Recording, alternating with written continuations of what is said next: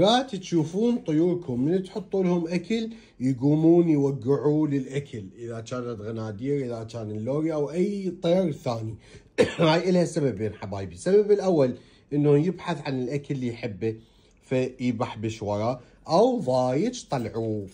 الطيور من الضوج طلعوها، تعال حبيبي، من الضوج طلعوها، ترى هاي الضوج الطيور. فشي يسوي؟ ماكو شي يلعب بيه، مع العلم اني حاط له العاب، يقوم يلعب بالاكل ويطشر بيه. فهذا شيء جدا طبيعي بالنسبه لطيوركم.